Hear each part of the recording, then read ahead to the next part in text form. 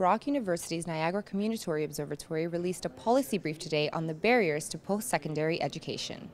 Today we're releasing a policy brief on barriers to post-secondary education in Niagara.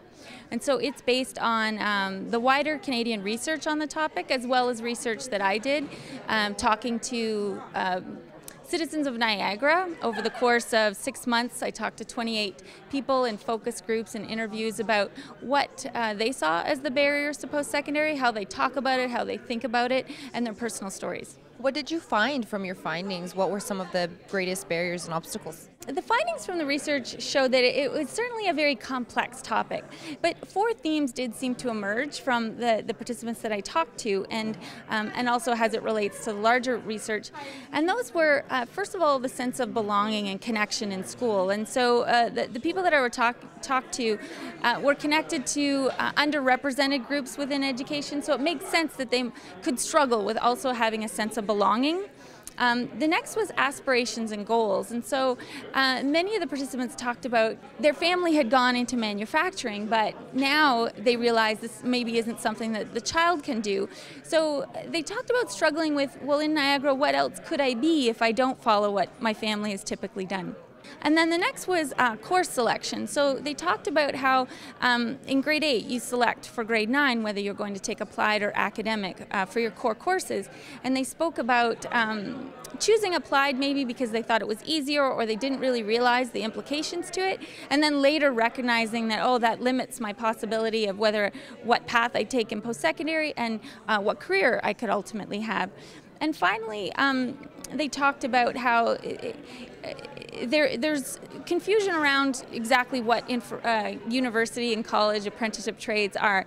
People are being very influenced by their families, by the community, by friends, and so they can end up thinking that it's post-secondary of what it was 10 years ago, and things have changed a lot. So just a misunderstanding of what outcomes you can get from different forms of education, on the cost of different forms of education and the benefit in relation to that cost. And also they talked about just some level of intimidation. If they got through all those different barriers to actually apply to post-secondary, they found some intimidation around the application process itself and finding the financial funding that they might need. In Niagara, only 18% of adults have a university degree compared to the provincial average of 29%. So our averages, typically we're higher in those who have no post-secondary education and lower in those who have university in comparison to the Ontario average. And then for college and for apprenticeship trades, we tend to be slightly higher than the Ontario average. Leanne Forsyth Sells of the Niagara Catholic District School Board is hoping that the release of the paper will help get more students into post-secondary institutions. I believe that it will help us with emphasizing the recommendations that have been made in the paper.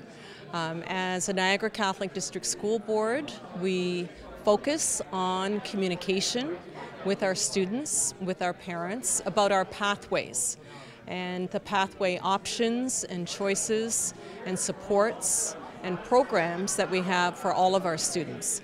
What I'm hoping is just to raise awareness on this. There's a variety of different people who influence a child's journey. So the school system does, but so does the parents, the family in general, friends, the community. And so the more that everyone can understand that, we have lower than average, and the fact is the parent's education will influence the child's education. So the more that we can know about a post-secondary and the more that we can realize things are changing. The kind of learning you have in university is different than you would have had 10 years ago, and the same for college.